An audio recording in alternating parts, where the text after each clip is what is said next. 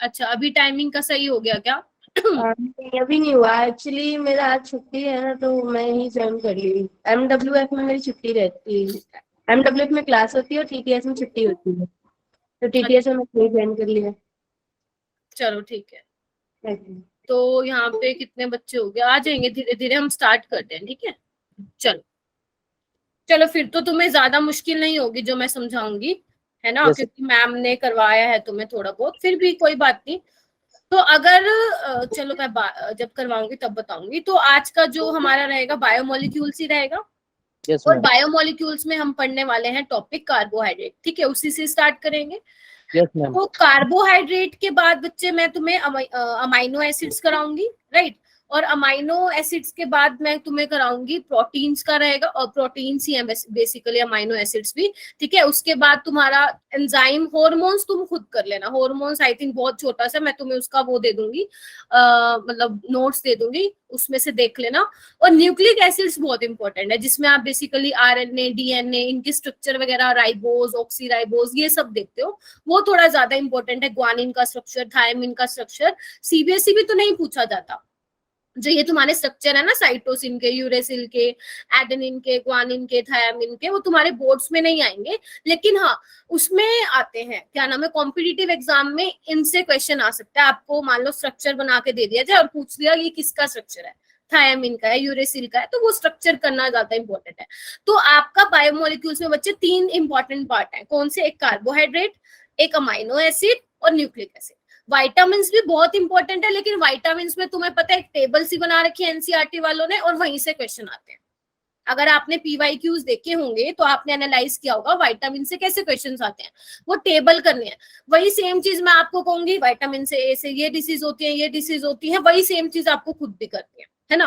क्योंकि 1-2 ट्रिक है उसमें, वो मैं आपको जरूर बता दूंगी, लेकिन रटने तो पड़ेंगे कि विटामिन ए से कौन सी डिसीज होती है, विटामिन B1 से क्या होती है, ये थोड़ा सा आपको ध्यान रखना पड़ेगा। लेकिन जहाँ समझने का है, जैसे कार्बोहाइड्रेट सारा समझने का, क्योंकि उसमें स्ट्रक्चर है, तो वो सारी चीजें हम समझते हुए चलेंगे, ठीक है। चलो ठीक है। तो बायोमोलिक्यूल्स में क्या है बच्चे, देखो, the most remarkable characteristics of a living system is that it grows, sustain and reproduce itself, ठीक है। लिविंग सिस्टम की क्या खासियत है, ग्रो करता है, ठीक है, सस्टेन रखता है, रिप्रोड्यूस करता है खुद को। आपको पता है लिविंग सिस्टम कैसे बनता है, okay, even we all are living system, ठीक है। लेकिन जो हम है लिविंग सिस्टम है, बने किससे हैं, वो कॉम्प्लेक्स ऑर्गेनिक कंपाउंड से बने हैं, जिनको आप बायोमोलिक्यूल। हम तो लिविंग सिस्टम है, लेकिन हम बने किससे हैं, नॉन लिविंग थिंग से बने हैं। और जो वो मॉलिक्यूल होते हैं वो काफी ज्यादा कॉम्प्लेक्स होते हैं, ठीक है, उन्हीं को ही क्या बोला जाता है, बायोमोलिक्यूल्स। या तुम और अलग तरीके से भी इसको डिफाइन कर सकते हो बायोमोलिक्यूल्स को, कैसे, biomolecules can be defined as complex lifeless chemical substance which form the basis of life, that is they do not build up living system but are also responsible for their growth, maintenance and their ability to produce। हम चल रहे हैं, हम बोल रहे हैं, ठीक है, हम काम कर रहे हैं, एनर्जी है हमारे अंदर, ठीक है, एनर्जी हमें मिल रही है खाने से, तो ये सारा कौन कर रहा है, बायोमोलिक्यूल्स ही तो है, जो हमारे अंदर इतनी सारी केमिकल्स रिएक्शन और केमिकल रिएक्शंस चल रही हैं हमारे लिविंग सिस्टम में। तो क्या है सारे, जिनसे हमें एनर्जी मिल रही है, हम बोल पा रहे हैं, हम खा पा रहे हैं, हम चल पा रहे हैं, बायोमोलिक्यूल्स ही तो है। और आपके बायोमोलिक्यूल्स आपको पता है, कार्बोहाइड्रेट्स हो गए, प्रोटीन्स हो गए, लिपिड्स हो गए, न्यूक्लिक एसिड्स हो गए, जिनके बिना हमारा गुजारा नहीं है ना, जिसके बिना शायद हम जी भी ना। समझ रहे हो ये चीज, तो बायो मतलब लाइफ, मॉलिक्यूल मतलब लाइफ के लिए कौन कौन से मॉलिक्यूल्स जरूरी है। तो हमें इसमें बेसिकली क्या पढ़ने हैं, कार्बोहाइड्रेट्स करना है, न्यूक्लिक एसिड्स, प्रोटीन या बोल दो अमाइनो एसिड्स, ये सब हमें डिस्कस करना है, ठीक है। तो यहाँ पे देखो, मैंने यहाँ पे ये आपको पिक्चर दिख रही होगी यहाँ पे, तो देखो इस तरह के ये कॉम्प्लेक्स मॉलिक्यूल्स होते हैं, देख पा रहे हो, कॉम्प्लेक्स स्ट्रक्चर, जिनको समझना भी बहुत मुश्किल है ना, इतने कॉम्प्लिकेटेड, इतना ज्यादा इनका मॉलिक्यूलर मास होता है, ठीक है। तो जो हमारे अंदर जो ये केमिकल प्रोसेस चलते हैं बच्चे, वो एक किस में आते हैं, वो बायोकेमिस्ट्री वाली फील्ड में आते हैं। इसने क्या नाम है, मनोज ने मेरे से क्वेश्चन पूछा था कि मैम केमिस्ट्री कितने टाइप की होती है। तो बच्चे केमिस्ट्री वैसे तो मेन 3 ब्रांचेस है, फिजिकल, इनऑर्गेनिक, ऑर्गेनिक, लेकिन उसके अलावा भी होती है, एक तो मैं अभी दिख रही होगी बायोकेमिस्ट्री। बायोकेमिस्ट्री, जो हमारे अंदर लिविंग सिस्टम, जो हमारे अंदर केमिकल प्रोसेस चल रहे होते हैं, वो कौन सी फील्ड में आते हैं? वो बायोकेमिस्ट्री की फील्ड में आते हैं। तो बायोकेमिस्ट्री की अलग से बुक भी है, ठीक है, और एनालिटिकल केमिस्ट्री भी होती है, पॉलीमर केमिस्ट्री भी होती है, ऑर्गेनोमेटेलिक केमिस्ट्री भी होती है, काफी सारी होती है। लेकिन मेन हम 3 ब्रांचेस पढ़ते हैं, फिजिकल, इनऑर्गेनिक और ऑर्गेनिक। कई बार एनालिटिकल केमिस्ट्री का थोड़ा पोर्शन इनऑर्गेनिक में भी डाल देते हैं। अब जैसे देखो बायोकेमिस्ट्री का थोड़ा पोर्शन आपके ऑर्गेनिक में डाल दिया, ऐसा, ठीक है। तो ये तो तुम्हें सिर्फ शक्ल दिखाने की थी, इस तरह से कॉम्प्लेक्स मॉलिक्यूल्स होते हैं, ठीक है। अच्छा, अभी हमें स्टार्ट करना है बच्चे कार्बोहाइड्रेट्स। तो देखो पहले क्या था ना, ओल्ड डेफिनेशन क्या थी तुम्हारे कार्बोहाइड्रेट्स की, कि कार्बोहाइड्रेट्स को बोला जाता था हाइड्रेट्स ऑफ कार्बन। जहां पे भी डाउट लगे बता देना, क्योंकि थ्योरेटिकल चैप्टर है, इसलिए मैंने काफी चीजें पहले से लिखी हुई हैं, ताकि आपको थोड़ा जल्दी भी समझा पाऊं और आपको चीजें समझ में भी आए, है ना। ओके, तो बच्चे कार्बोहाइड्रेट्स की ओल्ड डेफिनेशन क्या थी, कि वो हाइड्रेट्स ऑफ कार्बन उनको बोला जाता था। हाइड्रेट से मतलब पानी से है, कार्बो का मतलब कार्बन से, ठीक है। तो जो जनरल फॉर्मूला था वो क्या था, CxH2O, मतलब बेसिकली कार्बोहाइड्रेट को आप इस फॉर्म में लिख सकते थे। एक्स और वाई क्या रिप्रेजेंट कर रहे हैं, कितने नंबर ऑफ मॉलिक्यूल्स है, कार्बन के और वाटर के, ठीक है जी। ओके, एक सेकंड रुको। हाँ, तो जैसे अगर मान लो, अगर मैं x और y को 2 ले लूं तो क्या बन जाएगा, एक सेकेंड, 2 नहीं 6 ले लूं। अगर मैं एक्स वाई को 6 ले लूं तो क्या C6H12O6 बन जाएगा। और C6H12O6 क्या है, तुम्हारा ग्लूकोज। ये तो तुम्हें पता है कार्बोहाइड्रेट होता है ना, ग्लूकोज होता है, फ्रक्टोज होता है ना। ग्लूकोज को हम ग्रेप शुगर भी बोलते हैं, क्योंकि ग्रेप शुगर में बहुत ज्यादा अमाउंट में तुम्हारा ग्लूकोज मिलता है ना, ठीक है।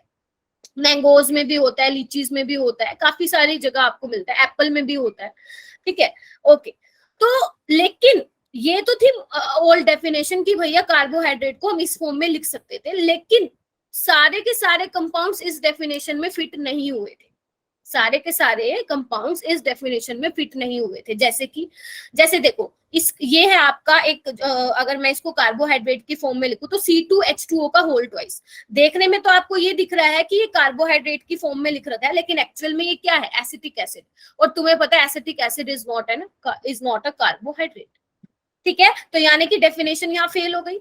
ऐसी C6, कोई बात नहीं, ऐसी ही C6H12O5, ये क्या, रेमिनोज होता है और ये कार्बोहाइड्रेट होता है। हालांकि इसमें आप 12th में नहीं स्टडी करते हो, जब आप अपने ग्रेजुएशन लेवल पे जाते हो या आप मास्टर्स लेवल पे जाते हो, वहां पे आप बहुत सारे अलग अलग जाइलोज, है ना, एल्डोज, और भी बहुत सारे जो है आप कार्बोहाइड्रेट की स्टडी करते हो। लेकिन यहाँ हमारे कुछ स्पेसिफिकली हैं जिनको हमें डिस्कस करना है। लेकिन रेमिनोज भी जो होता है बच्चे, वो कार्बोहाइड्रेट होता है, लेकिन वो इस वाली डेफिनेशन में फिट नहीं आता। अगर आप इसको इस फॉर्म में लिखोगे तो आप नहीं लिख पाओगे।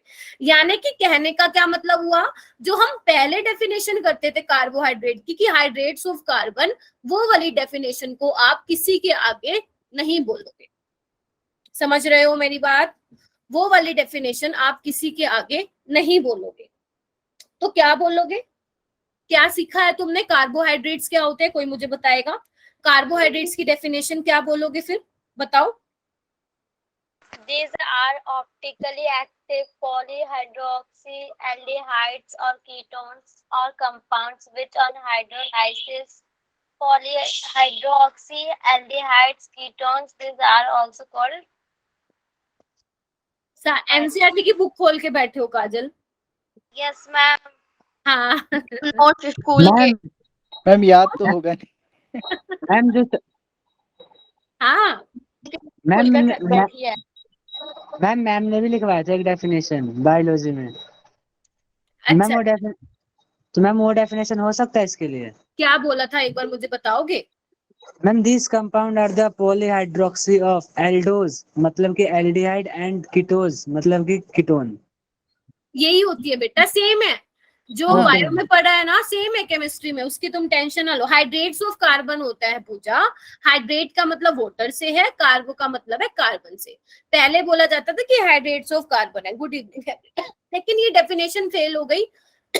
मैंने तुम्हें एग्जांपल देके समझा दिया। तो अभी तुम जो एनसीईआरटी खोल के बैठे हो ना, मैं यहाँ पे एनसीईआरटी की पेस्टिंग आपको दिखाने वाली थी, ठीक है।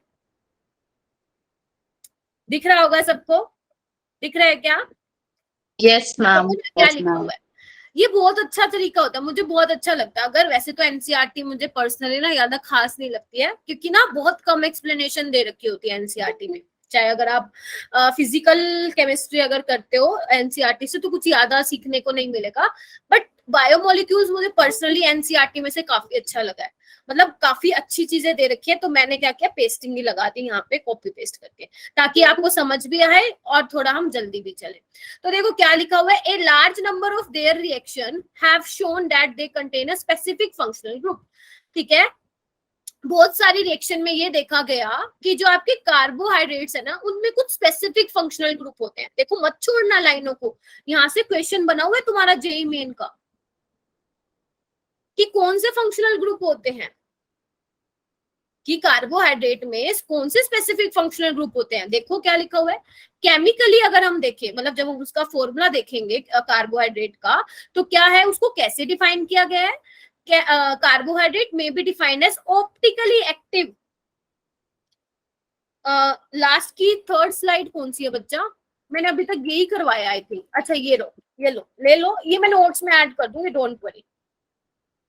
मंडे को तुम्हारे 95% चांस है कि मैं आपकी एक्स्ट्रा क्लास लूंगी, तो आ जाना सारे, अगर मैं तुम्हें इन्फॉर्म करूंगी तो। ठीक है, मॉर्निंग में लूंगी 9 to 10 या 9 to 10:30। सौम्या बच्चे पहला पहला पेज है, सौम्या बेटा ये पहला पहला पेज है एनसीईआरटी का, अभी तुम खोल के मत बैठना बुक, है ना, फिर ना पढ़ा नहीं जाएगा तुमसे। ठीक है, हाइड्रोक्साइड नहीं बच्चे, हाइड्रोक्सी। हाइड्रोक्साइड ये होता है आशुतोष नेगेटिव चार्ज, है ना। तो इन चीजों को ना, ये छोटी छोटी चीजें जो हमें पढ़नी है, जो हमारी जीओसी जब हम करेंगे या हेलो एल्केन हेलोरीन जैसे इतने भयंकर भयंकर चैप्टर करेंगे, उसमें पता रहे हाइड्रोक्साइड और hydroxy both are different. Hydroxy ये होता है बच्चे, और हाइड्रोक्साइड उसके ऊपर नेगेटिव चार्ज होता है। तो ये छोटी छोटी चीजें तुम्हें पता होनी चाहिए। ठीक है, चलो आगे चलते हैं। हमें क्या देखने को मिला, पहले तो स्पेसिफिक फंक्शनल ग्रुप होता है ना, और क्या बोला गया, ऑप्टिकली एक्टिव होते हैं। ऑप्टिकली एक्टिव का मतलब मैं क्या लिखूं यहाँ पे, कि वो कायरल होते हैं, बोल सकती हूँ ये बात, उसमें कायरल कार्बन प्रेजेंट होंगे, और क्या होंगे वो, इनेंशियोमर भी होंगे। इनेंशियोमर का मतलब समझते हो, अगर आपको याद हो, मैंने आपको लास्ट क्लास में बताया था, मतलब कोऑर्डिनेशन में जब मैं आइसोमेरिज्म करा रही थी, तो मैंने कहा था ऑप्टिकल एक्टिव वो होते हैं जिनकी मिरर इमेजेस आपस में क्या होती हैं, नॉन सुपर इम्पोजेबल होती हैं, राइट, उनको हम इनेंशियोमर बोलते हैं। एक ये करेंगे ऑर्गेनिक में, टेंशन मत लो। डाइस्टीरियोमर क्या होते हैं, जिनकी मिरर इमेजेस आपस में क्या होते हैं, मतलब बेसिकली मिरर इमेज ही नहीं बनती है, उनको हम डाइस्टीरियोमर बोलते हैं। लेकिन आप अभी इतना ध्यान रखो, क्योंकि हम पढ़ रहे हैं तो छोटी छोटी चीजों को यहीं पे कवर करते हुए चलेंगे। फिर क्या लिखा हुआ है, पॉलीहाइड्रोक्सी एल्डिहाइड। पॉलीहाइड्रोक्सी मतलब बहुत सारे हाइड्रोक्सी ग्रुप होंगे, एल्डिहाइड होगा, कीटो ग्रुप होगा, और the compounds which produce such units on hydrolysis. ठीक है, क्या बोल दिया मैंने, कार्बोहाइड्रेट्स की डेफिनेशन अगर तुम्हारे इंटरव्यू में पूछा जाता है, और ये पूछते हैं, even I was in masters, और वहां पे हमारा बायोमोलिक्यूल्स का चैप्टर मास्टर्स में भी था, और हमसे पहला क्वेश्चन यही पूछा पूरे 70 बच्चों की क्लास में कि what do you mean by carbohydrate. और किसी ने भी ये डेफिनेशन नहीं बोली थी उस टाइम मास्टर्स में भी, क्योंकि हम भूल चुके थे, इवन मैं भी भूल चुकी थी क्योंकि 12th में पढ़ा था। तो आपको जब भी कोई आपसे पूछे बच्चे, तो आपको क्या बोलना है, पॉलीहाइड्रोक्सी एल्डिहाइड और कीटोन, खत्म, बस इतना बोल दोगे, सामने वाला समझ जाएगा कि बच्चे को पता है।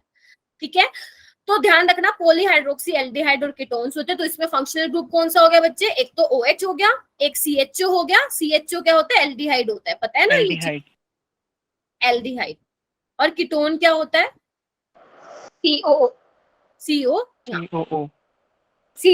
क्योंकि एल्डिहाइड में एक H होना जरूरी है, लेकिन कीटोन में दोनों साइड क्या होता है, कोई एल्काइल ग्रुप होता है। ठीक है बच्चे, अनामिका मैंने आपको एक चीज बताई थी, ऑप्टिकली एक्टिव वो कंपाउंड्स होते हैं जो आपस में क्या होते हैं, मिरर इमेजेस होती हैं, और वो मिरर इमेजेस आपस में सुपर इम्पोज नहीं करती हैं, तो उनको आप इनेंशियोमर भी बोलते हैं। जैसे जो हमारे हैंड है वो इनेंशियोमर है। ठीक है, डिटेल इसका ऑर्गेनिक में आता है, अभी तो क्योंकि तुम्हारे सामने आ गया तो मैंने बता दिया। ठीक है, और क्या बोल सकते हो, ऐसे कार्बोहाइड्रेट्स जिनकी हाइड्रोलिसिस कराने पे भी हमें पॉलीहाइड्रोक्सी एल्डिहाइड और कीटोन बनते हैं, आप उनको भी कार्बोहाइड्रेट्स बोल सकते हो, है ना। कुछ some of the carbohydrates which are sweet in taste, जो कि स्वीट टेस्ट में मीठे होते हैं, उनको हम शुगर भी कहते हैं, ठीक है। The most common sugar use in our homes is named as sucrose, whereas the sugar present in milk is known as lactose. तो कार्बोहाइड्रेट्स को आप सेक्राइड्स भी बोलते हो। सेक्रोन का मतलब क्या होता है, शुगर होता है, तो कार्बोहाइड्रेट्स आपके शुगर भी होते हैं, ठीक है, समझ गए। जैसे आप अगर किसी ने वो वाली क्या रियल की बोतल तो तुम सबने पी होगी ना, रियल जूस की बोतल पी होगी ना, यस मैम। तो उसमें कई लोग क्या Yes, बोलते हैं, ma'am. और तुमने डार्क चॉकलेट भी खाई होगी, खाई है ना, तो उसके पीछे ना Yes, ma'am. नहीं करते हैं शुगर, वहां पे कार्बोहाइड्रेट लिखते हैं और सारे कहते हैं अरे इसमें शुगर नहीं है, अरे कार्बोहाइड्रेट शुगर ही होती है। हम केमिस्ट्री के स्टूडेंट्स हैं तो हमें पता है, ठीक है। तो जब अगर रियल जूस की बोतल पियो ना, एक बार चेक करना, उसमें लिखा होगा कार्बोहाइड्रेट्स इतने ग्राम है या कुछ, तो वो शुगर ही है, उसमें कोई ना कोई शुगर ही मिलेगी आपको। चलो मैम जी, हाँ जी, इसमें कैरल का मतलब क्या है? किसका बेटा? मैम जी, कैरल CHIRAL। समझाऊंगी पूजा, जब मैं आपको स्ट्रक्चर बनाना सिखाऊंगी ना, कायरल भी बताऊंगी कि क्या होता है, ठीक है। ओके मैम जी। हाँ, क्योंकि तुम शायद लास्ट वाली जब आई थिंक मैं आइसोमेरिज्म का टॉपिक करा थी, शायद या तो एब्सेंट थे। हाँ, निष्बा ने बता दिया, ठीक है, फिर भी मैं बता दूंगी। चलो अभी हम क्या करते हैं, क्लासिफिकेशन देखते हैं फटाक से, किसकी, मोनोसेक्राइड कार्बोहाइड्रेट्स की। तो इसको कितने पार्ट में डिवाइड किया है बच्चे मैंने, 3 पार्ट में, मोनो, ओलिगो और पोली। तो फटाफट से इसका लिखते जाते हैं, पॉइंट्स लिखते जाते हैं। तो बच्चे मोनोसेक्राइड कौन से होते हैं, जल्दी बता दो, तुम बताते जो मैं लिखते जाऊँ। मैम इसका वन ग्लूकोज, फ्रुक्टोज और राइबोज, और इसमें सिंगल मॉलिक्यूल्स ऑफ शुगर होते हैं। मैम आप ही बोली ना। हाँ मैं ही बोल रही हूँ क्योंकि बहुत ज्यादा वो हो रही है, वही सिक हो रही है। विच डज नॉट हाइड्रोलाइज, ठीक है, मतलब मोनोसेक्राइड का हाइड्रोलिसिस नहीं हो सकता है, ठीक है, समझ रहे हो। Yes ma'am. मोनोसेक्राइड्स का हाइड्रोलिसिस नहीं हो सकता, या तुम ये भी बोल सकते हो a carbohydrate that can not be hydrolyse further to give simpler unit of polyhydroxy aldehyde और कीटोन, क्योंकि मोनोसेक्राइड खुद ही एक सिंपलर यूनिट है, तो आप इसकी हाइड्रोलिसिस नहीं करा सकते हो, ठीक है। कौन कौन इसके एग्जाम्पल होते हैं बच्चे, बताओ। ग्लूकोज, चलो मैं ही बोल देती हूँ, है ना। मेनोज पढ़ा है क्या सबने, नहीं पढ़ा होगा I think, mannose, galactose, ribose, ribose, ऑक्सीडीऑक्सी एक में ही आ जाता है, ठीक है। तो ग्लूकोज, फ्रक्टोज, मेनोज, गैलेक्टोज, नहीं maltose is not a monosaccharide. Ma'am galactose भी तो डाइसेक्राइड होता है ना? नहीं गैलेक्टोज बच्चे वो होता है, मोनोसेक्राइड है गैलेक्टोज, माल्टोज होता है डाइसेक्राइड। ओके मैम, है ना, कंफ्यूज मत होना, ग्लूकोज और गैलेक्टोज C4 एपिमर है, वो चलो बात की बात है, ठीक है। तो ध्यान रखना, गैलेक्टोज तुम्हारा क्या है, मोनोसेक्राइड है। हाइड्रोलिसिस मतलब टूटना, मोनोसेक्राइड किसी और सिंपलर यूनिट में नहीं टूट सकते, क्योंकि वो खुद एक सिंपलर यूनिट है, सबसे सिंपलर यूनिट कोई पूछेगा तो मोनोसेक्राइड है, ठीक है। ओलिगोसेक्राइड क्या होता है बच्चे, जो क्या करता है, हाइड्रोलिसिस करने पे देता है। हाँ, जो हाइड्रोलिसिस करने पे 2 to 10 यूनिट देता है मोनोसेक्राइड, ठीक है। इतने सेक्राइड तुम्हें मिल सकते हैं, 2 से 10, ठीक है। और इसी में ही आते हैं आपके डाइसेक्राइड आते हैं, जो बेसिकली हाइड्रोलिसिस करने पे 2 यूनिट देते हैं कार्बोहाइड्रेट की, ठीक है। या आप बोल सकते हो डाइसेक्राइड वो सेक्राइड होते हैं, हाइड्रोलिसिस करने पे 2 मोनोसेक्राइड देते हैं। ट्राइसेक्राइड क्या होते हैं बच्चे, जो 3 कार्बोहाइड्रेट देंगे और हाइड्रोलिसिस, टेट्रा भी आप बोल सकते हो, ठीक है। तो डाइसेक्राइड का अगर मैं आपको एग्जांपल बताऊं तो आप बोल सकते हो क्या, सुक्रोज बोल, glucose plus fructose, maltose, ma'am raffinose, हाँ रेफिनोज और लैक्टोज, ठीक है, ये बोल सकती हूँ, ठीक है। ट्राइसेक्राइड का आपको ध्यान रखने की जरूरत है, लेकिन हाँ पता होना चाहिए क्या होता है। ऐसे अगर मैं टेट्रासेक्राइड बोलूं तो उसका मतलब भी समझना कि क्या बोल रहे हूँ, कि जो 4 यूनिट देगी, ठीक है, आपको सिर्फ क्या है, आपको मोनोसेक्राइड पढ़ना है, इसमें डाइसेक्राइड के बारे में पढ़ना है और डायरेक्ट आना है आपको पॉलीसेक्राइड पे। पॉलीसेक्राइड क्या होते हैं जल्दी बताओ, हाइड्रोलिसिस करने पर कितनी यूनिट मिलती है आपको? बहुत सारी यूनिट मिलती है। Large number Monosaccharide. Large number of Monosaccharide. Monosaccharide Units. Unit, हाँ 10 से ज्यादा। इसका सबसे अच्छा क्या है example? Starch, ma'am cellulose, Glycogen. Cellulose, starch, starch. और भी कोई है क्या? Ma'am. ठीक है, ग्लाइकोजन भी है वैसे तो, लेकिन मेन हम यहाँ पे स्टार्च के बारे में डिस्कस करेंगे, ग्लाइकोजन। ठीक है, ये सिंपल था, यहाँ से पेपर में क्वेश्चन नहीं आएगा। पूजा ये भी तुम्हें पता चल जाएगा टाइम के साथ, ये भी पता चल जाएगा कि कैसे मैं बोल रही हूँ, डाइसेक्राइड क्या बोल रही हूँ, मोनोसेक्राइड कैसे बोल रही हूँ, ये सब तुम्हें पता चल जाएगा। ठीक है, अभी तो हम सिर्फ डिफरेंट, अभी तो हमने जस्ट स्टार्ट ही किया है चैप्टर। ठीक है, एक बार आपको थोड़ा फील आने लग जाए इस चैप्टर में तो मैं अपनी स्पीड थोड़ी सी बढ़ाऊंगी। समझ रहे हो मेरी बात? एक बार आपको फील आने लग जाए तब मैं थोड़ा इस चैप्टर की स्पीड बढ़ाऊंगी, राइट? तो अभी क्या है, हाँ ना, एक चीज ध्यान रखना, अगर मान लो थोड़ा सा मैं आपको प्रैक्टिकल वे में लेके जा रही हूँ। ठीक है, अगर मान लो आप लैब में खड़े हो, राइट, आपको सैंपल दिया जाता है, आपको सैंपल मिला है, मुझे पता है कि मैंने वो तुम्हें सैंपल में कार्बोहाइड्रेट दिया, लेकिन तुम्हें नहीं पता, अभी नहीं करते हो, 12th लेवल पे नहीं करते हो ये टेस्ट, लेकिन तुम्हारे पास इमेजिन करने के अलावा कोई ऑप्शन भी नहीं है। तो आई थिंक, पता नहीं, हो भी सकता है स्कूल में अब करवाना स्टार्ट कर दियो कार्बोहाइड्रेट का, आई थिंक करवाते हैं, मोलिश रिएजेंट लैब में अवेलेबल होता है इजिली, तो हो सकता है करवा भी दिया हो, लेकिन अगर नहीं करवाया तो तुम्हारे पास इमेजिन करने के अलावा कोई और मौका, वो क्या बोलते हैं, चॉइस नहीं है। ठीक है, तो मान लो मैंने तुम्हें सैंपल दिया, सभी कितने बच्चे हो यहाँ पे? 55 बच्चे हो, मैंने सबको एक एक सैंपल पकड़ा दिया, मैंने कहा जाके ना पता करके आओ कि इसमें कार्बोहाइड्रेट प्रेजेंट है या नहीं है ना? तो आपको सबसे पहला काम क्या करते हैं बच्चे कार्बोहाइड्रेट पता लगाने के लिए, कि आपको जो शुगर मिली है उस कार्बोहाइड्रेट बेसिकली वो है या नहीं। वो तो अलग बात है कि मोनोसेक्राइड है, डाइसेक्राइड है, क्या है, पहले आप ये पता करोगे कि कार्बोहाइड्रेट भैया है भी कि नहीं। तो उसके लिए कौन सा टेस्ट होता है बच्चे? मोलिस्ट टेस्ट होता है। उसके लिए कौन सा टेस्ट होता है बच्चे? मोलिस्ट टेस्ट होता है, और लैब में आपका पड़ा होता है बोतल में, मोलिस्ट रिएजेंट के नाम से पड़ा होता है। तो आप क्या करते हो, सैंपल में क्या डालते हो? मोलिश रिएजेंट डालते हो। ठीक है, फिर क्या डालते हो? सैंपल याद रखना एक्वा सॉल्यूशन बनाया, मतलब आपने थोड़ा सा उसको पानी में मिलाया हुआ है टेस्ट ट्यूब में, फिर ऊपर से आपने मोलिश रिएजेंट डाला और थोड़ा सा टेस्ट ट्यूब की साइड से तुमने कंसंट्रेटेड H2SO4 डाला, राइट? अगर तुम्हारा वॉयलेट कलर आता है, अगर तुम्हारा वॉयलेट कलर की रिंग बन जाती है ऐसे टेस्ट ट्यूब में, अगर मैं तुम्हें थोड़ा सा यहाँ पे दिखाऊं, मेरी ड्राइंग थोड़ी खराब है, तो देखो, अगर तुम्हारा यहाँ पे ऐसे ना पर्पल कलर आता है, ऐसे वो बन जाती है, रिंग सी बन जाती है पर्पल कलर की, तो अगर वो बनता है वॉयलेट कलर का, तो तुम ये कंफर्म कर देते हो कि मैम इसमें कार्बोहाइड्रेट प्रेजेंट है, अदरवाइज कोई और टेस्ट लगा दो। ठीक है, फिर ये टेस्ट लगाने के बाद तुम पता करते हो कि आपका मोनोसेक्राइड है या नहीं, डाइसेक्राइड है या नहीं, ऐसा चलता है। क्लियर हुआ ये वाली चीज बच्चे? ये लिख लेना, पूछा गया है।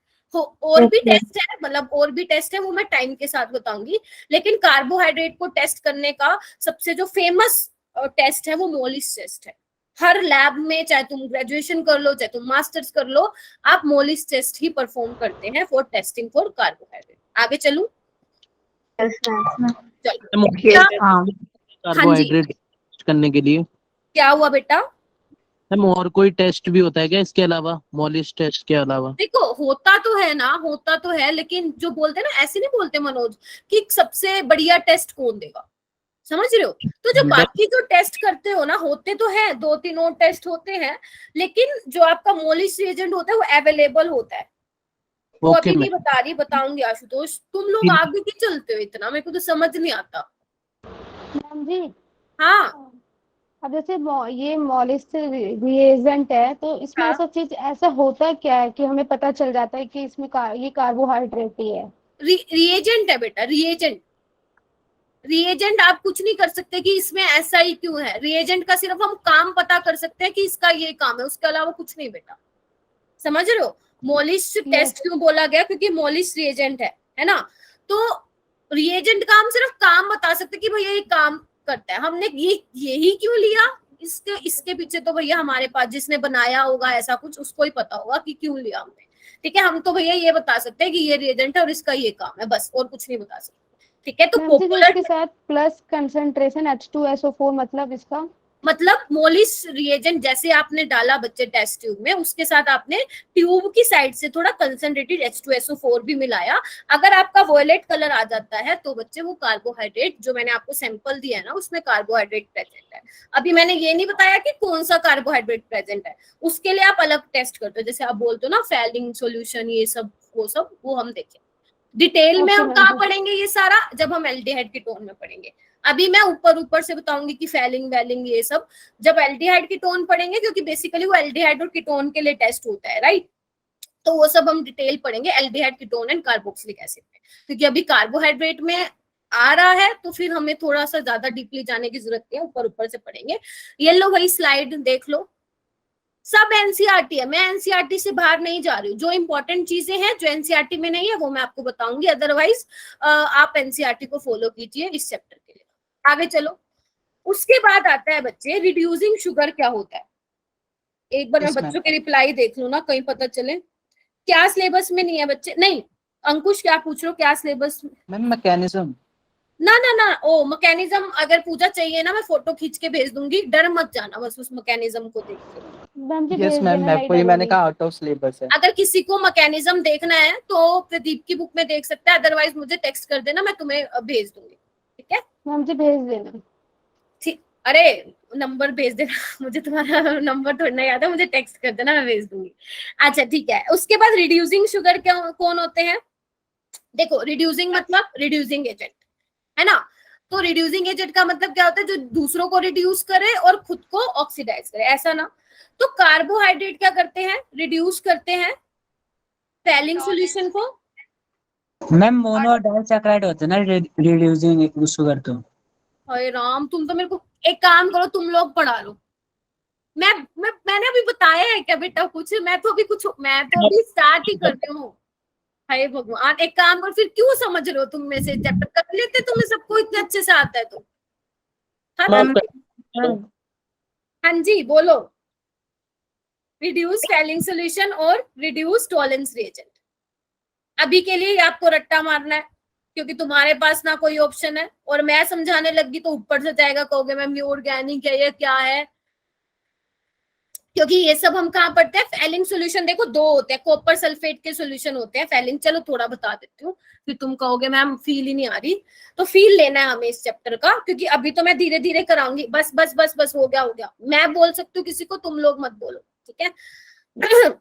तो देखो अभी तो मैं धीरे धीरे चल रही हूँ, जब मंडे को एक्स्ट्रा क्लास लूंगी ना तब खिंचवाऊंगी। तो फैलिंग सॉल्यूशन ना देखो, लैब में ना तुम्हें दो तरह के फैलिंग सॉल्यूशन मिलते हैं, ए और बी, है ना। फैलिंग सॉल्यूशन ए लिखा होता है तुम्हारी बोतल पे, और एक लिखा होता है फैलिंग सॉल्यूशन बी, और दोनों ब्लू कलर के होते हैं। दोनों में कॉपर सल्फेट का सॉल्यूशन होता है, बस थोड़ा सा डिफरेंस होता है उनके फॉर्मूले में, है ना। बोलने में बोल सकते हो कॉपर सल्फेट का होता है, थोड़ा सा डिफरेंस होता है, राइट। तो वो क्या करता है, फैलिंग सॉल्यूशन क्या करता है बच्चे, जब आपके पास जो कार्बोहाइड्रेट है, जब उसमें आप ये फैलिंग टेस्ट करते हो ना, तो वो क्या करता है, अगर तो वो आपका रिड्यूसिंग शुगर हुआ, जैसे कि प्रणव ने कहा all monosaccharides are reducing sugar, तो हाँ all monosaccharides are reducing sugar, also disaccharide भी रिड्यूसिंग शुगर होते हैं एक्सेप्ट सुक्रोज। वो भी मैं लाइन लिखवाऊंगी, डोंट वरी। तो जब आप बच्चे अपने, जो मैंने आपको सैंपल दिया था ना 55 बच्चों को, तो वो क्या कर रहे हैं, बेसिकली उनको ये पता चल गया कार्बोहाइड्रेट है। अब वो चेक करना चाहते हैं कि रिड्यूसिंग शुगर है, नॉन रिड्यूसिंग शुगर है। उसके लिए आप दो टेस्ट लगा सकते हो, फैलिंग सॉल्यूशन, एक बेंडिक टेस्ट भी होता है, लेकिन आप थोड़ा मेन ये याद रखो, फैलिंग सॉल्यूशन और टॉलरेंस रिएजेंट। अगर तो आप उसमें फैलिंग सॉल्यूशन डालते हो, अगर तो आपके उस कार्बोहाइड्रेट के रेड पीपीटी, ऐसा नहीं होता उसी टाइम, इंस्टेंट नहीं होता, थोड़ा हीट करना पड़ता है अच्छे से। अगर आपका वो सैंपल में आपने जो ये फैलिंग सॉल्यूशन डाला, अगर रेड कलर के पीपीटी आते हैं, कॉपर ऑक्साइड के रेड पीपीटी बनते हैं, तो मतलब तुम समझ सकते हो कि वो रिड्यूसिंग शुगर है, अदरवाइज वो नॉन रिड्यूसिंग शुगर है। क्लियर है? बोलो हाँ या ना। अभी मैं रिएक्शन भी दिखाऊंगी, अभी टेंशन ना लो, रिएक्शन भी दिखाऊंगी। टॉलरेंस रिएजेंट क्या होता है, बेसिकली अमोनिकल सॉल्यूशन होता है सिल्वर नाइट्रेट का, है ना। ये भी यही काम करता है। अगर आपका रिड्यूसिंग शुगर है तो वो क्या करता है, सिल्वर मिरर में कन्वर्ट करता है एकदम ना। अगर मैं थोड़ा कैसे समझाऊं, क्योंकि मैं इमेजिन कर पा रही हूँ, क्योंकि मैंने टेस्ट किए हैं, बहुत बहुत बार किए हैं। तो क्या होता है Yes, ना, ma'am, बिल्कुल हमने जैसे तुम्हारा कैसे बोलूं, जैसे होता है ना बिल्कुल मिरर की तरह साफ, ऐसे सिल्वर मिरर सा बन जाता है टेस्ट ट्यूब में, और बिल्कुल आप अपने ना फेस भी देख सकते हो, इतना क्लियर होता है। तो उसको बोलते हैं सिल्वर मिरर टेस्ट भी बोलते हैं, सिल्वर मिरर टेस्ट भी बोल। अगर आपको ये सब चीजें प्रैक्टिकली देखनी है ना, तो बच्चे आप यूट्यूब पे वीडियो देख सकते हो, अदरवाइज मुझे बोल देना, मैं सेंड कर दूंगी तुम्हें, ठीक है। तो सिल्वर मिरर टेस्ट भी बोलते हैं। अगर ये सब हो जाता है तो आप बोलते हो कि आपके कार्बोहाइड्रेट रिड्यूसिंग शुगर है। आई थिंक थोड़ा फील आया होगा कि क्या बोलना चाह रहे, ठीक है। नॉन रिड्यूसिंग शुगर क्या होते हैं, जो क्या नहीं करेगा, does not reduce saline solution और टॉलेंस रिएजेंट। reagent. थोड़ा समझ में आया क्या होते हैं फैलिंग वेलिंग, ठीक है। Yes, ma'am. लैब में आपको दो तरह के Yes, होते हैं, ma'am. फैलिंग ए फैलिंग बी के नाम से मिलते हैं, ठीक है। और दोनों का ब्लू ही कलर होता है, बस उनका बोलने में होते हैं कॉपर सल्फेट के ही है, लेकिन किसी में एक पोटेशियम टार्टरेट भी होता है। हाँ, अभी शिफ्ट रिएजेंट बच्चे हम एल्डिहाइड कीटोन में करेंगे, उस पर मैं बात नहीं करूंगी इस चैप्टर में। एक जगह आएगा शिफ्ट रिएजेंट, वहां पे मैं बोल के आप आगे चलती बनूंगी, क्योंकि मुझे पता है अगर मैं उसकी केमिस्ट्री बताने लगी ना तो हो गया कार्बोहाइड्रेट, ठीक है। वो हम एल्डिहाइड कीटोन में करते हैं, ठीक है, शिफ्ट रिएजेंट। तो हाँ, अभी मनोज ने पूछा ना, मनोज आपने पूछा था ना कि मैम मोलिस टेस्ट के अलावा और भी टेस्ट होता है क्या, तो शिफ्ट टेस्ट भी होता है ना। वो लैब में जनरली हम नहीं करते, क्योंकि उसके रिएजेंट, जो शिफ्ट रिएजेंट होता है ना, अवेलेबल होता भी है ना, तो वो अच्छा टेस्ट नहीं देता है कार्बोहाइड्रेट के लिए। तो अगर आपको प्रॉपर देखना है कि कार्बोहाइड्रेट प्रेजेंट है नहीं, तो आप मोलिस टेस्ट करते हो, ठीक है। तो मिश्रा वाली बात से क्लियर हो गया। हाँ हाँ हाँ, शिफ्ट बेस बोलते हैं जिसको, शिफ्ट रिएजेंट भी बोलते हैं। हाँ मनोज, मैम दूसरा आपने कौन सा टेस्ट बताया अभी? शिफ्ट लिखिएगा, मोलिश, और ये शिफ्ट रिएजेंट होता है जिसको आप शिफ्ट बेस भी बोलते हैं, नाइट्रोजन होता है, ठीक है। इसको हम एल्डिहाइड कीटोन में डिस्कस करेंगे, है ना। अभी मैं इसकी केमिस्ट्री पे नहीं जाना चाहती बच्चे, क्योंकि अगर हम बायोमोलिक्यूल को डिटेल में पढ़े ना तो बहुत बड़ा चैप्टर है ये, लेकिन हमें नहीं जाना। हमें उतना करना है कि आपके एग्जाम में क्वेश्चन हो जाए, आपके बोर्ड में भी और आपके कॉम्पिटिटिव में भी, ठीक है जी। आगे चलूं? Yes ma'am. रिपीट कर दीजिए एक बार। नहीं, ऐसा नहीं है, बेस्ट वेस्ट का कोई सीन नहीं है बच्चे। मैं अभी एक लाइन लिखवाती हूँ। किसने बोला रिपीट करूं? रानी, मैंने ये बोला कि ना, मनोज ने पूछा था कि मैम कार्बोहाइड्रेट को, अपनी क्लास कब हुई थी? 7 बजे स्टार्ट हुई थी ना, ठीक है। मनोज ने ये पूछा था ना स्टार्टिंग में, क्या मैम कोई और टेस्ट भी है जिसको हम मतलब पता लगा सकते हैं कि हमारे सैंपल में कार्बोहाइड्रेट है या नहीं? तो हाँ, Yes, ma'am. एक मोलिस टेस्ट है, एक शिफ्ट टेस्ट भी होता है बेसिकली, वो हम डिस्कस करेंगे एल्डिहाइड और कीटोन में, ठीक है। इसको अभी हम मैं यहाँ पे डिस्कस नहीं करना चाहती हूँ, क्योंकि इसकी केमिस्ट्री थोड़ी अलग हो जाती है, स्ट्रक्चर कॉम्प्लिकेट होता है, इसलिए मैं यहाँ पे डिस्कस नहीं कर रही हूँ, राइट। अभी यहाँ पे एक लाइन लिख सकते हो आप लोग, ऑल मोनोसेक्राइड लिखो, ऑल मोनोसेक्राइड एंड डाइसेक्राइड्स। क्या पूजा? हाँ पूजा, मैंने आपका ही तो आंसर दिया ना, जो रिड्यूसिंग शुगर है वो करेंगे रिड्यूस। अच्छा बुरा कुछ नहीं होता इसमें, अच्छा खराब जैसा कुछ नहीं होता बेटा। All monosaccharides and disaccharides except sucrose are reducing sugar, ठीक है जी। लिख लिया सबने ये पॉइंट? Yes ma'am. ठीक है, ओके। तो मुझे आई थिंक आगे चलना चाहिए। ओके, इसके बाद क्या कराना है हमें? ओके, ये ना मैं स्क्रीनशॉट तो बहुत अच्छा लगाती हूँ, लेकिन तुम्हारे सामने आते हैं ना गंदा सा हो जाता है, मतलब क्वालिटी खराब हो जाती है। हाँ, वो ये ओपन बोर्ड में यही होता है। इतना दिख रहा है ना सबको? Yes, ma'am. ठीक है, आगे बढ़ते हैं, हमें क्या करना है। चलो इतना हो गया ना, चलो ये देखो क्या लिखा हुआ है। अभी हम मोनोसेक्राइड्स की बात करेंगे। आज वाली क्लास में तो मैंने सोचा था मोनोसेक्राइड करा दूंगी, बट ऐसा होगा नहीं, क्योंकि चलो कोई बात नहीं है। इधर देखो क्या लिखा हुआ है, monosaccharides are further classified on the basis of number of carbon atom. Divisha भी आ गई आज। On the basis of number of carbon atom and the functional group present in them. If a monosaccharide contains an aldehyde group, it is known as aldose. और अगर keto group है तो इसको क्या बोलते हैं? कीटोस। एल्डो का मतलब क्या है बच्चे? एल्डिहाइड। एल्डिहाइड और कीटोन का मतलब कीटोन। कीटो का मतलब क्या है? कीटोन। और ओज का मतलब क्या है? शुगर। ओज का मतलब क्या है? रिपीट कर दीजिए। शुगर। ओज का मतलब है शुगर। एल्डो का मतलब एल्डिहाइड, कीटो का मतलब कीटोन ग्रुप, ओज का मतलब है शुगर। ठीक है, तो नंबर ऑफ कार्बन एटम जितने, मान लो सपोज किसी में 3 कार्बन एटम है, तो उसके लिए हम क्या यूज करते हैं बच्चे? जनरल टर्म यूज करते हैं हम ट्राइओस। राइट बच्चे, बाद में नोट्स में देखना, अभी मैं नहीं जाऊंगी आगे, तुम उस टाइम नहीं बोलते हो, बाद में बोलते हो, नोट्स में मिल जाएगा सब कुछ, डोंट वरी। जनरल टर्म हम 3 कार्बन एटम के लिए क्या यूज करते हैं बेटा? ट्राइओस। अगर एल्डिहाइड है तो एल्डो ट्राइओस, और कीटोन ग्रुप है तो कीटो ट्राइओस। 4 है तो टेट्रोस, एल्डो टेट्रोस, कीटो टेट्रोस। समझ रहे हो ना ये बात? 5 है तो एल्डो पेंटोस, अगर कीटोन ग्रुप है तो कीटो पेंटोस। इंपॉर्टेंट कौन सा है? ये वाला, आप इस पे स्टार भी मार्क कर सकते हैं, ये पूछा हुआ है एक बार कि कीटोन का अगर 6 कार्बन एटम है तो उसका दूसरा नाम क्या है? तो आप बोल सकते हो कीटो है। पहला नाम कौन सा है? फ्रक्टोज, दूसरा क्या है? कीटोहेक्सोज। ऐसे ही अगर हम सबसे पहले मोनोसेक्राइड की बात करें ग्लूकोज की, तो उसको हम एल्डोहेक्सोज भी बोलते हैं, क्योंकि उसमें कितने कार्बन होते हैं बच्चा? 6 कार्बन होते हैं। 7 वाले में भी बोल सकते हो एल्डोहेप्टोज एंड कीटोहेप्टोज, लेकिन मेन हमें 6 वाला करना है। ठीक है, आगे चलो। मैम जी आपने अभी इसमें फ्रक्टोज ऐसे करके क्या समझाया था? क्या हुआ पूजा? मैम आपने अभी कुछ फ्रक्टोज ऐसे करके कुछ समझाया था।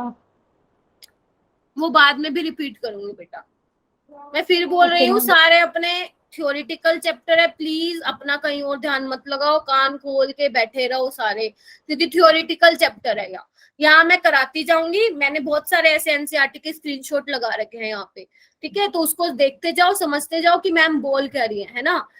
तो बच्चे वो मैं करूंगी आगे रिपीट, फ्रक्टोज ग्लूकोज। ठीक है, तो सबसे पहले हम स्टार्ट कर रहे हैं, फर्स्ट हमारा जो मोनोसेक्राइड है बच्चे वो ग्लूकोज है।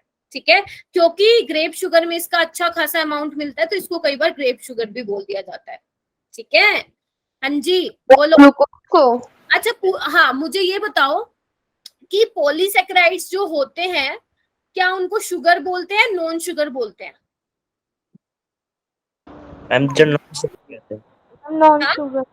नॉन शुगर बोलते हैं। Non sugar. देखो दोस्तों, आप गए यहाँ से, इतना बोरिंग चैप्टर है, मुझे तो ये बहुत अच्छा चैप्टर लगता है। नॉन शुगर बोलते हैं, क्यों बोलते हैं बेटा नॉन शुगर? क्योंकि जो तुम्हारे पॉलीसेक्राइड जैसे स्टार्च हो गया है ना, ये सेलुलोज हो गए, स्वीट नहीं होते टेस्ट में, मतलब मीठे नहीं होते हैं। हम ये थोड़े खट्टे होते हैं ना? आलू खट्टा होता है क्या? आलू में स्टार्च होता है? नहीं, मैं ग्रेप शुगर वाले की बात कर रहा हूँ मैं। हाँ मतलब ऐसे मत समझो खट्टा वो होता है, मतलब स्वीट तो होता है टेस्ट में, लेकिन ग्लूकोज का बहुत ज्यादा अमाउंट में मिलता है। Yes ma'am. ठीक है, जब आप देखोगे तो ग्लूकोज का ज्यादा अमाउंट मिलता है। तो वो जो आपके पॉलीसेक्राइड है उनको नॉन शुगर भी बोलते हैं, क्योंकि वो टेस्टलेस होते हैं स्वीट में। अरे बस करो, तुम लोग तो ऐसे हंसते हो बस, जिसकी कोई हद ही नहीं है। अनम्यूट करके हंसो।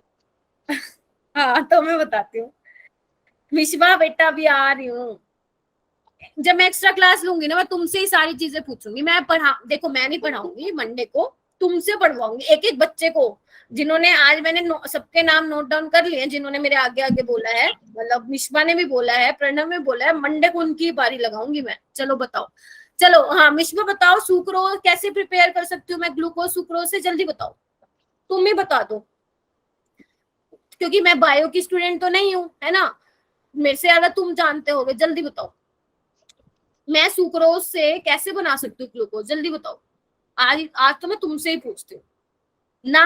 नहीं तुम बताओ सारे, में क्या करूं?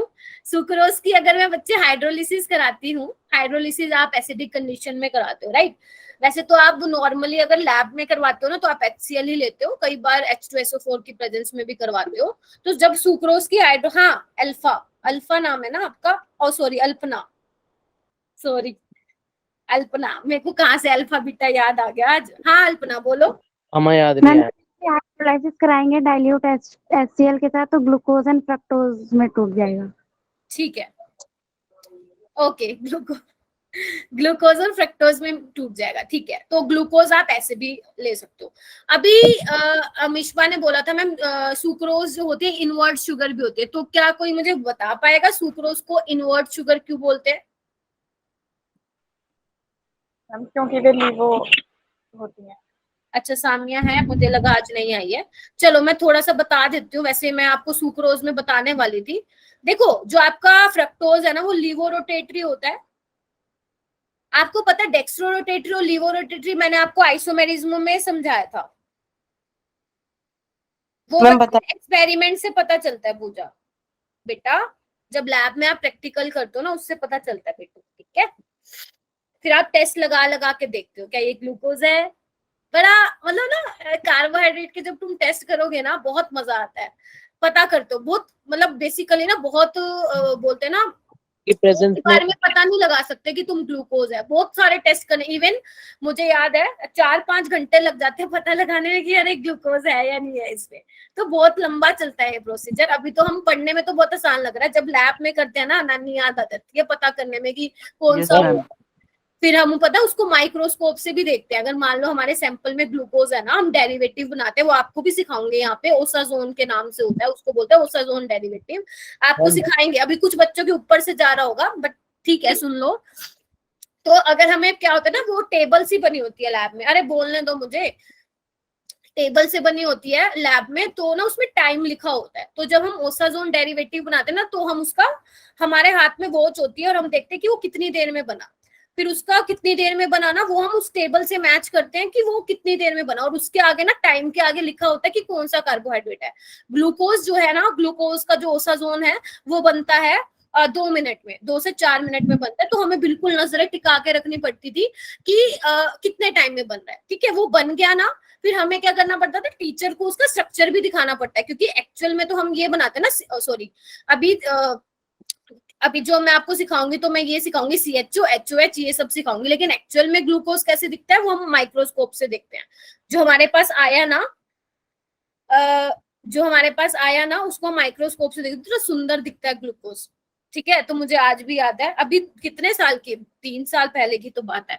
तो ऐसा होता है, अगर सबको ये चीज देखने में इंटरेस्ट है, मतलब आपको लग रहा है कि मैम कैसे कैसे बता रही है, अभी तो बहुत बच्चों के ऊपर से जा रहा होगा, तो आप ये देख सकते हैं यूट्यूब पे बहुत सारी वीडियोस अवेलेबल है, आप देख सकते हो। तो आप भेज देना। हाँ मैं भेज दूं, तुम लोग मेहनत ना करना, ढंग से नहीं सर्च कर पाएंगे ना, आपको पता है इसलिए। चलो ठीक है भेज दूंगी, बस संडे को कल भेज दूंगी। चलो अभी पढ़ो एक बार क्या लिखा है। देखो मैंने, अगर आपको याद हो, बस तुम लोग बातें करने लग जाते हो। हाँ मैम ये डाइल्यूटेड HCl की प्रेजेंस में ही होता है सुक्रोज कन्वर्ट ग्लूकोज में। हाँ मतलब सुक्रोज ग्लूकोज पर फ्रक्टोज में कन्वर्ट करने के लिए डाइल्यूट HCl से ही काम चल जाता है, नहीं चलता तो फिर हम कंसंट्रेटेड लेते हैं, ठीक है।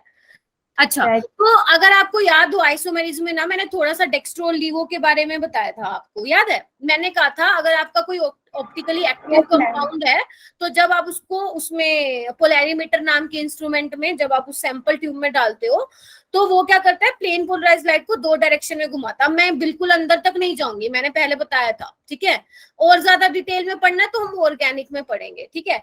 तो अगर वो प्लेन पोलराइज्ड लाइट को राइट डायरेक्शन में घुमाता है तो वो डेक्स्ट्रो रोटेटरी होता है, और अगर लेफ्ट हैंड साइड घुमाता है तो वो लीवो रोटेटरी होता है, राइट। इसको हम प्लस से भी दिखाते हैं और इसको माइनस से भी दिखाते हैं। तो देखा ये गया कि जो सुक्रोज है ना वो नेगेटिव डायरेक्शन में, मतलब पोलराइज्ड लाइट को ज्यादा नेगेटिव में लेके जाता है एज कंपेयर टू पॉजिटिव। इसलिए जो ओवरऑल रिजल्ट आता है ना उससे हमें ये पता चलता है कि जो सुक्रोज है ना वो क्या है, इनवर्ट शुगर है। इनवर्ट का मतलब समझ रहे हो ना, माइनस का साइन है। तो पूरा जो आपको जो होल कंपाउंड दिखता है वो लीवो रोटेटरी मिलता है क्योंकि फ्रक्टोज का ज्यादा अमाउंट मिलता है, ठीक है। तो हम बोलते हैं इसको इनवर्ट शुगर भी बोलते हैं, यही रीजन है, यही रीजन है, ठीक है। कितना इसका कितना रोटेट करता है वो मैं आपको जब सुक्रोज पढ़ाऊंगी तब बताऊं, ठीक है। अच्छा किसमें फ्रक्टोज ज्यादा मिलता है?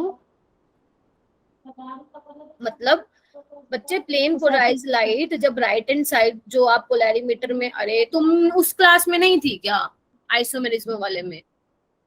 No ma'am. फिर बच्चे मेरी गलती है, आप लोग वीडियो रिकॉर्डिंग देखना। अब मैं वही चीजें दोबारा बताऊंगी क्या फायदा, 4 दिन में मुझे खत्म कराना है ये चैप्टर। Yes ma'am.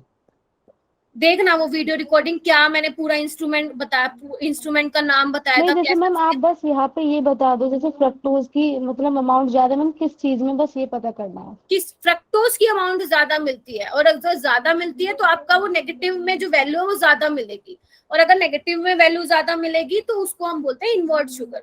नेगेटिव में मिल रही है ना, ठीक है, डेक्स्ट्रो से ज्यादा आपको लीवो रोटेटरी देखने को मिल रहा है, इसलिए सुक्रोज को इनवर्ट शुगर बोलते हैं। अभी जल्दी से बताओ स्टार्च को कैसे करोगे। C6H10O5 वैसा नहीं दिखता है आशुतोष, वैसा नहीं दिखता है।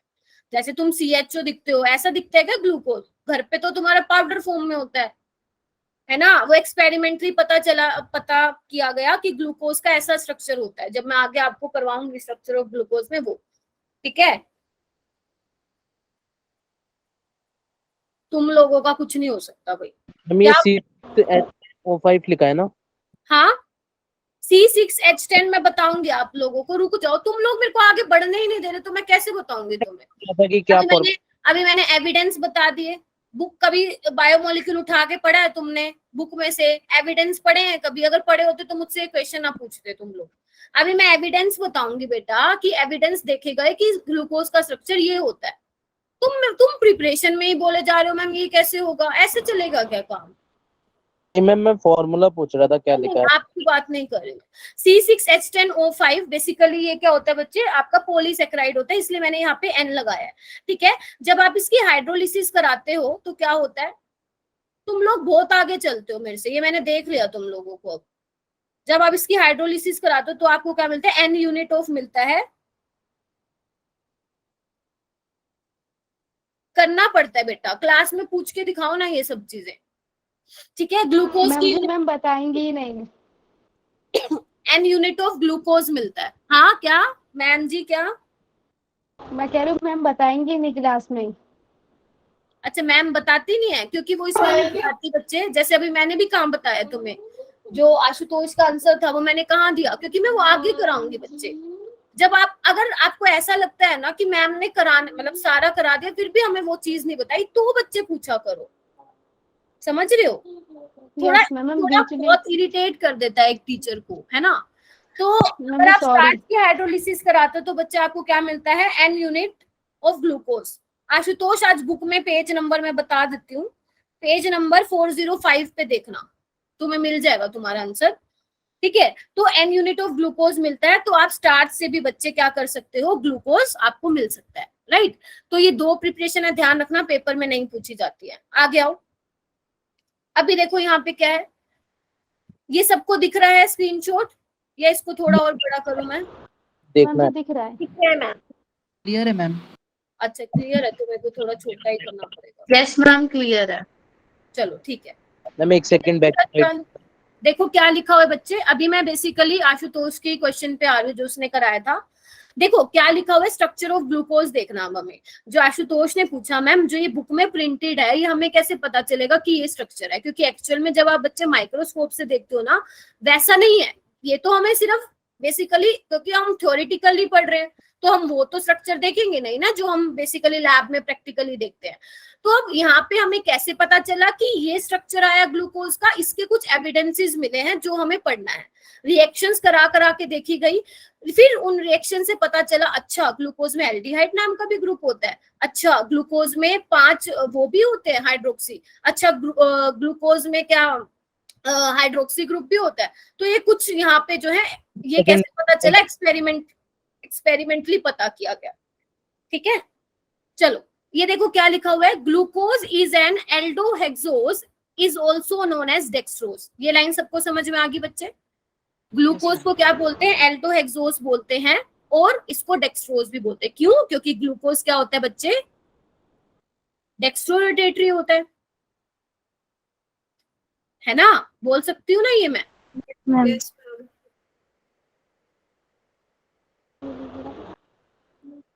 Dextro rotatory.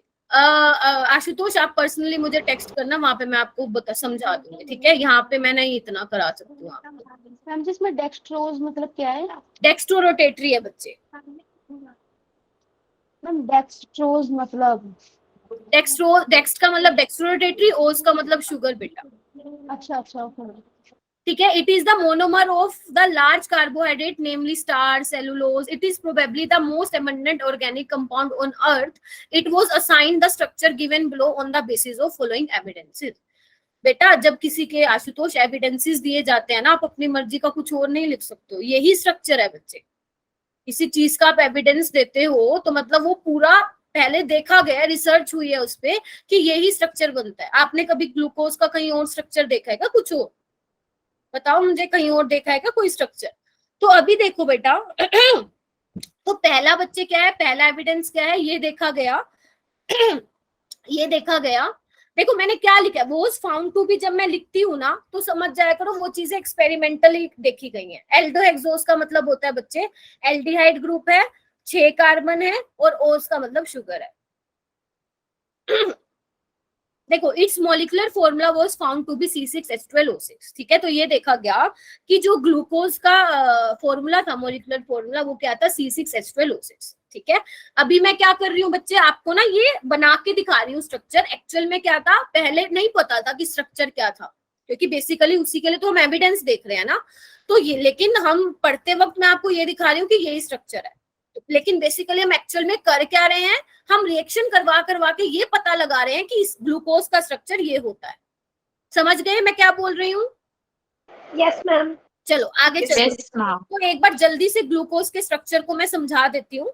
देखो एल्डोहेक्सोज है, यानी कि एल्डिहाइड ग्रुप होगा, 6 कार्बन होंगे।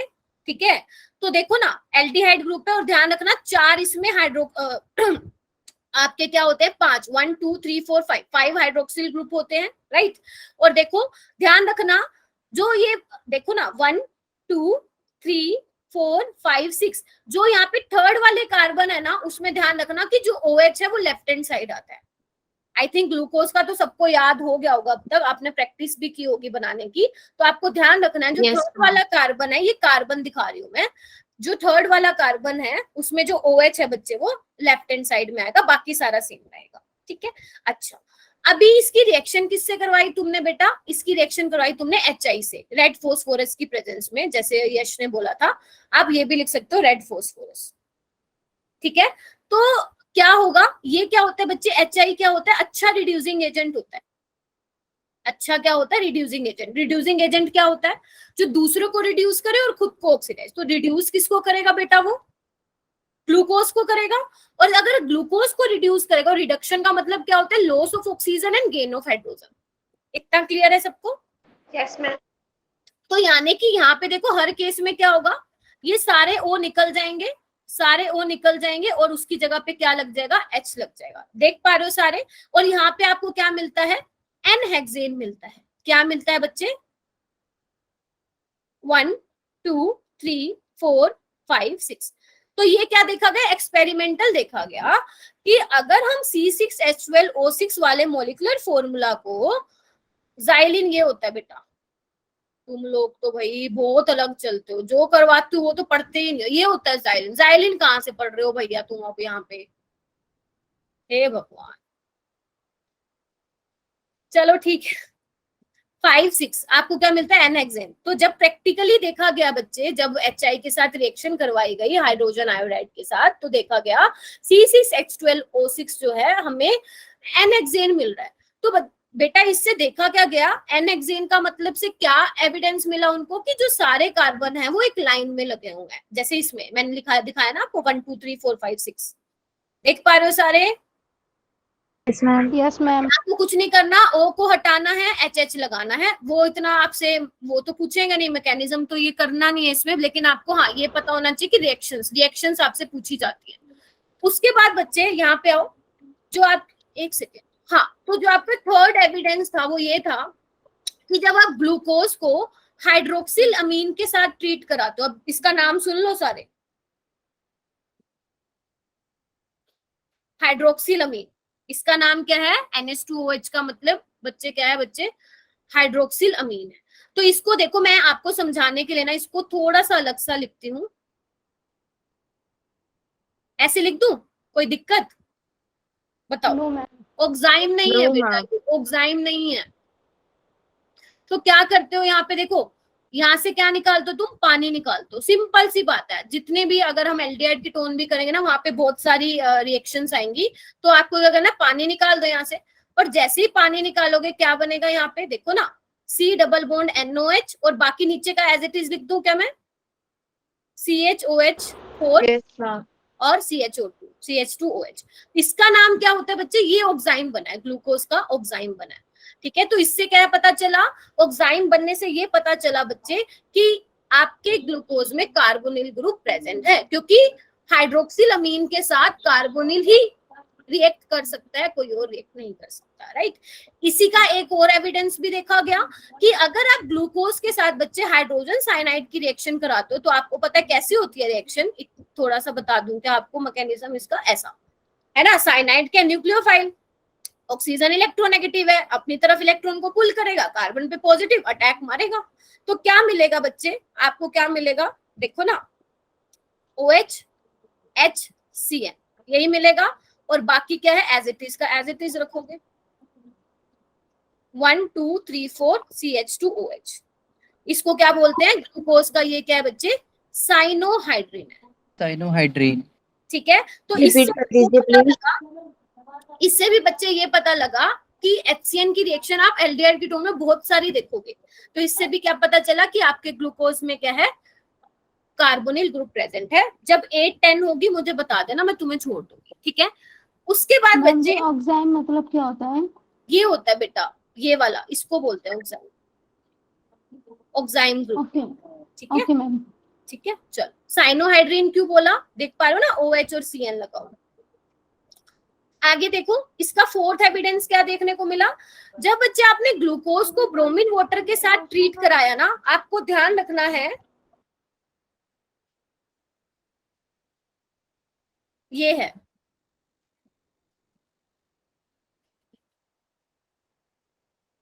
मैं एक सेकंड बैक स्लाइड करना, ये लो, ठीक है। Okay ma'am. चलो, PR2 ब्रोमीन वाटर क्या होता है, लैब में बहुत आपको इजीली मिलता है, ये माइल्ड ऑक्सीडाइजिंग एजेंट होता है। क्या होता है बच्चे, माइल्ड ऑक्सीडाइजिंग एजेंट होता है। माइल्ड ऑक्सीडाइजिंग एजेंट पता है क्या होता है, एक तो स्ट्रॉन्ग होता है और एक माइल्ड होता है, ज्यादा नहीं है, मतलब स्ट्रॉन्ग ऑक्सीडाइजिंग एजेंट नहीं है। तो ये सिर्फ क्या करता है बच्चे, एल्डिहाइड का ऑक्सीडेशन करके उसको किस में कन्वर्ट कर देता है बच्चे, एसिडिक ग्रुप में उसको क्या कर देता है, कन्वर्ट कर देता है। बहुत इंपॉर्टेंट रिएक्शन है।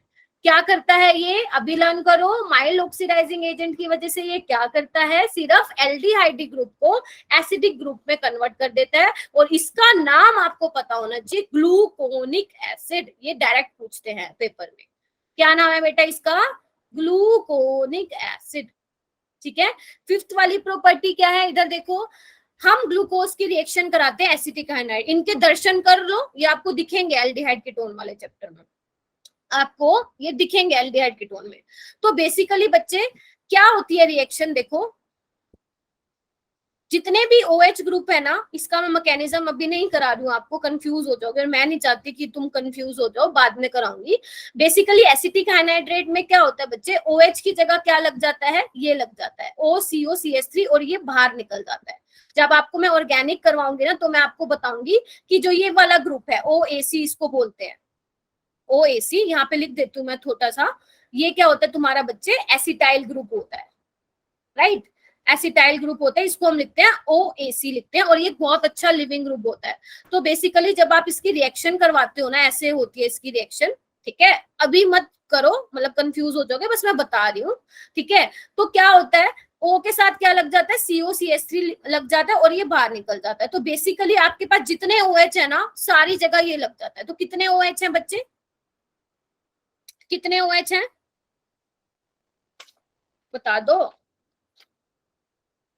कितने OH हैं बच्चे बता दो ना, OCO-CH3 5 है टोटल, तो 4 तो ये हो जाएंगे और एक ये हो जाएगा CH2। आवाज आ रही है सबको मेरी, यस मैम। इसको क्या बोलते हैं, यश ने बोला ग्लूकोज पेंटा एसीटेट, ग्लूकोज पेंटा, क्योंकि 5 बने हैं, पेंटा एसीटेट, हाँ वो भी बोल सकते हो, पेंटा एसीटेट। हाँ जी ma'am, acetic anhydride ma'am excess में डालेंगे ना मैम, हाँ नहीं ऐसी बात नहीं है, ये रिएक्शन बहुत फास्ट होती है, ऐसे भी हो जाएगी, एक्सेस में डालोगे तब भी यही बुक मिलने में वाला है। एक्सेस लिखा था इसलिए बोला था मैं। हाँ कर लो तुम, एक्सेस में डाल रखा है एक्सेस में डाल दो, इसका कोई ज्यादा रोल नहीं है, ये तुमसे नहीं पूछा जाएगा। ठीक है, ठीक है, एक्सेस में डालो या ऐसे डालो, कोई दिक्कत नहीं। ये बहुत ज्यादा अच्छा लिविंग ग्रुप होता है, तो ये फटाक से रिएक्शन करता है, तो इसमें एक्सेस डालोगे तब भी ये रिएक्शन होगी, नहीं डालोगे तब भी 5 OH है तो ये 5 को, क्योंकि हाँ ये बोल सकते हो तुम, क्योंकि 5 OH है तो थोड़ा सा आपने एक्सेस में डाला है ताकि सारा काम करा दे, बाकी कंसेप्ट यही रहेगा। Yes ma'am. ओके आगे चलो। कंसंट्रेटेड HNO3 क्या करेगा? अब ये है स्ट्रॉन्ग ऑक्सीडाइजिंग एजेंट।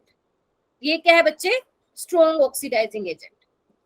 अच्छा तुम मुझे ये बताओ, इसके नोट्स तुम्हें आज चाहिए क्या? अर्जेंट नीडेड है क्या? अर्जेंटली ये तो बताओ। हाँ मैम अभी भेज देना। मैम कभी भी डाल देना। ठीक है, मैम क्योंकि बैक एक्चुअल में क्या है ना, मैंने अभी जो सोचा था ना उसके अकॉर्डिंग मैंने स्लाइड्स तो प्रिपेयर कर रखी हैं, बट इतना हुआ नहीं आज तुम्हारा, तो इस वजह से मैं सोची थी मंडे को जब मैं तुम्हारी एक्स्ट्रा क्लास लूंगी ना तब मैं मतलब भेज दूंगी। यस मैम, कंप्लीट हो जाए उसके बाद आप हाँ मैम भेज देना। एग्जाम स्टार्ट होने वाले हैं, क्या करूं बच्चे, मेरे को पता है एग्जाम स्टार्ट होने वाले हैं, मैं 17 करवा से दूंगी, है ना? टेंशन ना लो, मैं बायोमोलिक्यूल पूरा करा दूंगी, ज्यादा बड़ा चैप्टर नहीं है, 4-5 दिन का भी नहीं है। हाँ मैम। मैम बैक स्लाइड कर देना। ये लो बेटा, एक्स्ट्रा क्लास की टाइमिंग आशुतोष बेटा मैं इन्फॉर्म कर दूंगी, ठीक है? एक बार जल्दी से देख लो, मेरी क्लास है ना 8:30 बजे, उनको आज DNF ब्लॉक स्टार्ट कराना है मैंने। Yes ma'am. चलो ठीक है, ये देखो बच्चे, अब माइल्ड ऑक्सीडाइजिंग एजेंट क्या कर रहा था? वो सिर्फ एल्डिहाइड को कर रहा था, है ना, क्योंकि एल्डिहाइड ना बहुत ज्यादा रिएक्टिव होते हैं। तुम्हें इसकी थोड़ी केमिस्ट्री भी बता दूं, क्योंकि केमिस्ट्री के स्टूडेंट हो, ऑर्गेनिक भी पढ़ने वाले हो, तो एल्डिहाइड ना बच्चे बहुत ज्यादा रिएक्टिव होता है, तो अगर कोई माइल्ड ऑक्सीडाइजिंग एजेंट भी डालोगे ना फटाक से वो ऑक्सीडाइज होके एसिड बना लेगा। लेकिन एल्कोहल को ऑक्सीडाइज करना इज नॉट सो इजी, तो इसके लिए हमें स्ट्रॉन्ग ऑक्सीडाइजिंग एजेंट लेना पड़ता है। तो अगर आप यहाँ पे कंसंट्रेटेड HNO3 डालोगे तो ये एल्डिहाइड को तो करेगा, साथ ही साथ इसको भी ऑक्सीडाइज करके बच्चे क्या बना देगा? COOH बना देगा। इसका नाम क्या होता है? शाबाश, ग्लूकैरिक एसिड या सैक्रिक एसिड। यार तुम बहुत इंटेलिजेंट हो, ये तुम्हें आता है चैप्टर, यूं ही करवा लिया तुमने मेरे से। सैक्रिक एसिड या ग्लूकैरिक एसिड, समझ में आ गया बच्चे? Yes ma'am. ठीक है, लेकिन अगर मान लो आप ग्लूकोनिक एसिड को भी, इस स्पेलिंग वेलिंग में ना मैं थोड़ी मिस्टेक कर देती हूँ, थोड़ा ध्यान रख लिया करो भाई। ग्लूकोनिक एसिड को भी अगर बच्चे आप, ग्लूकोनिक एसिड का स्ट्रक्चर ध्यान है ना, यहाँ पे CH2OH था, अगर उसको भी आप बच्चे कंसंट्रेटेड HNO3 के साथ कराओगे ना तो वो भी आपको क्या दे देगा? ग्लूकैरिक एसिड ही दे देगा। समझ रहे हो मेरी बात? जिसको आप सैक्रिक एसिड बोलते हो। हाँ जी बोलो ना, सही बात है क्या? रिवाइज करवा दूं एक बार जितना Yes, करवाया है? किसका ma'am. किसका स्ट्रक्चर अलग होता है बच्चे? किसका स्ट्रक्चर अलग होता है आशुतोष? किसका, एक बार मुझे बताओ, समझ में नहीं आया। ग्लूकोनिक और ग्लूकैरिक का अलग होता है ना, देखो यहाँ कोनिक है वो कैरिक है, कंफ्यूज मत होना बच्चे। ग्लूकोनिक में एक ही COH देखने को मिलता है, ग्लूकैरिक और सैक्रिक में बच्चे दोनों COH है। हाँ मैं करा रही हूँ अनामिका।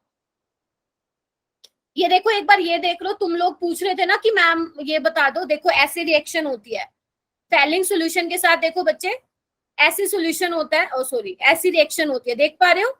इसका तो ऑक्सीडेशन हो जाता है ग्लूकोज का और आपको ग्लूकोनेट आयन मिलता है, और जो ये कॉपर है उसका रिडक्शन होके वो क्या कर देता है? रेड PPT मिलते हैं आपको, ठीक है? तो आप बोल सकते हो कि वो रिड्यूसिंग शुगर है। ऐसे ही जब आप ये आपको NCERT में तो नहीं मिलेगा ना, आपसे पेपर में पूछा जाएगा, बस एक देख लो कहीं, मतलब अब मैंने बताया है तो देख लो। ये क्या आपका अमोनिकल सॉल्यूशन है सिल्वर का, राइट? तो ये भी क्या करेगा? ग्लूकोज को ऑक्सीडाइज करा देगा और क्या करेगा? खुद रिड्यूस हो जाएगा और आपको सिल्वर मिरर मिलेगा, जैसे मैं आपको दिखाई थी ना टेस्ट ट्यूब में कैसा दिखता है, बिल्कुल फेस एकदम ऐसे साफ, बिल्कुल शीशे की तरह साफ आर पार दिखता है, वैसा दिखता है आपको।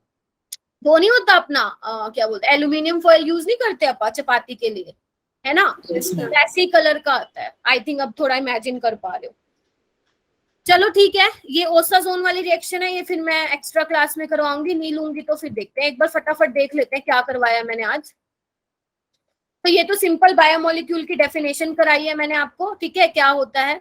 उसके बाद कार्बोहाइड्रेट्स की मॉडर्न डेफिनेशन क्या थी वो ध्यान रखना। अभी क्या बोला जाता है, पॉलीहाइड्रोक्सी एल्डिहाइड कीटोन बोला जाता है, ठीक है। कार्बोहाइड्रेट्स को सेक्राइड्स भी बोलते हैं क्योंकि सेक्राइड का सेक्रोन का मतलब होता है शुगर।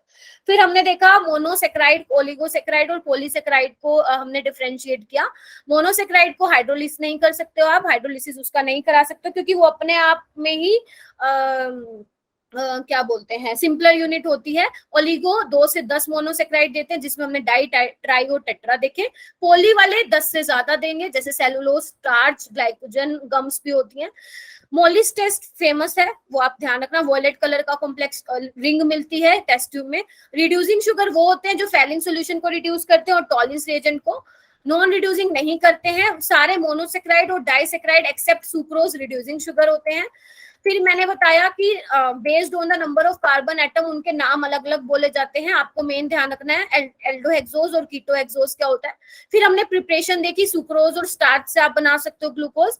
फिर हमने एविडेंस देखे बेसिकली, फिर हमने एविडेंस देखे कि मॉलिक्यूलर फॉर्मूला ये मिला था। फिर हमने रिएक्शन करवाई, पहले HI के साथ कराई, फिर ऑक्साइन के साथ कराई, फिर HCN के साथ कराई। फिर हमने ब्रोमीन वाटर के साथ देखा क्या होगा, एसिटिक एनहाइड्राइड के साथ देखा क्या हुआ। उससे ये पता चला एसिटिक एनहाइड्राइड के साथ रिएक्शन करवाने पे कि बेसिकली इसमें 5 OH ग्रुप होते हैं ग्लूकोज में, ठीक है। हाँ, कर सकते हो रेफिनोज।